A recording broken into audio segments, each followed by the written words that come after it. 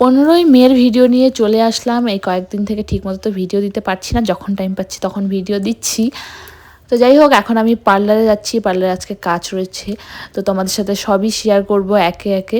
তো এই যে দেখো, আসার পর আমার একটা স্ট্রেটনিং রয়েছে, তো স্ট্রেটনিংয়ের জন্য দিদি এখানে চলে এসছে। আর চুলটা দেখতেই পাচ্ছ কতটা ফোলা আর ফ্রিজি রয়েছে। তো এখানে হচ্ছে আমি প্রথমে হেয়ারটাকে ভালো করে ওয়াশ করে নিচ্ছি।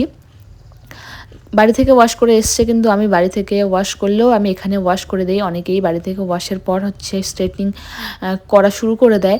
তো ক্রিম অ্যাপ্লাই করার পর আমি এখানে আয়রনিং করছি। আর দিদির হেয়ারটা যেহেতু ভার্জিন রয়েছে, তো সেজন্যই হচ্ছে অনেক সময় লেগেছে হেয়ারটা করতে। তো আমি ভেবেছিলাম যে তাড়াতাড়ি হয়ে যাবে, আবার আমার পরে অনেক পার্টি মেকআপ রয়েছে, তো আমি ভেবেছিলাম তাড়াতাড়ি হয়ে যাবে, কিন্তু চুলটা দেখো কত সুন্দর এসছে।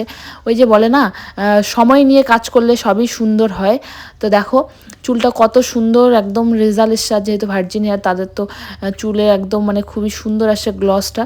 তো তোমরা যদি করতে চাও তোমরা আসতে পারো আমার পার্লারে, সিস্টার্স পার্লার, হলদিবাড়ি দেশবন্ধু পাড়ায়। তো আমি দিদিকে পরে বললাম যে দিদি তুই হেয়ারটা ওয়াশ করে দে, দিদি যেহেতু এখন টাইম পায় না, আর আমার যেহেতু পার্টি মেকআপের জন্য সবাই চলে এসছে, তো এই যে দিদিও চলে এসছে। তো দিদি হচ্ছে একদমই কম মেকআপ, মানে ফাউন্ডেশন ছাড়া যেটা মেকআপ বলে সেটা করেছে। দিদি হচ্ছে সবসময়ই কম মেকআপই পছন্দ করে। তারপর এই দিদি আগের দিনও আমার কাছে সেজেছে, তোমরা হয়তো দেখেছো।